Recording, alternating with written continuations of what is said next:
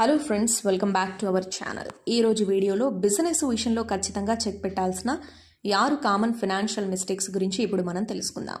పూర్తి వీడియోను స్కిప్ చేయకుండా ఎండ్ వరకు చూడండి.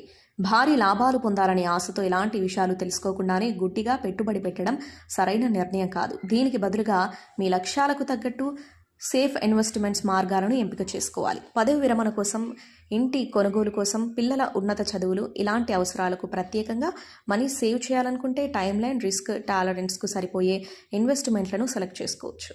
రుణం తీసుకోవడం అనేది ఎప్పటికీ ఒక భారమే. మీరు ఏదైనా లోన్ తీసుకుని ఉంటే 2024లో దానిని తీర్చేయాలనే లక్ష్యం పెట్టుకోండి. ఆ లోన్ క్లియర్ చేయడం వల్ల నెలవారీ ఆర్థిక భారం నుంచి విముక్తి లభిస్తుంది. సకాలంలో చేసే లోన్ రీపేమెంట్లు మీ క్రెడిట్ స్కోర్ను మెరుగుపరుస్తాయి. అది ఒత్తిడిని తగ్గిస్తుంది. ఇంటి పెద్ద దురదృష్టవశాత్తు మరణిస్తే అతనిపై ఆధారపడిన కుటుంబానికి లైఫ్ ఇన్సూరెన్స్ అనేది ఆర్థిక భరోసా కల్పిస్తుంది.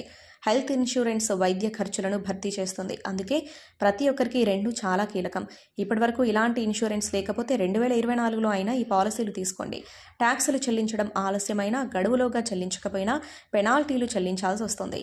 ట్యాక్స్కు సంబంధించిన పనులు ముందే ప్లాన్ చేసుకుంటే అవకాశం ఉన్న ట్యాక్స్ సేవింగ్ అవకాశాలను అందుకోవచ్చు. వాయిదా వేయడం వల్ల అవసరమైన దానికంటే ఎక్కువ పన్నులు చెల్లించాల్సి రావచ్చు.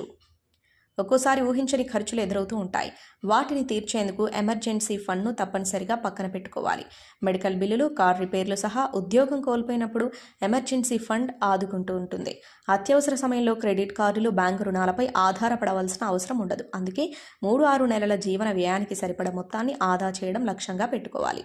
ఎంత త్వరగా పదవి విరమణ కోసం పొదుపు చేయడం ప్రారంభిస్తే మలి వయసులో ఆర్థికంగా అంతే బలంగా ఉంటారు.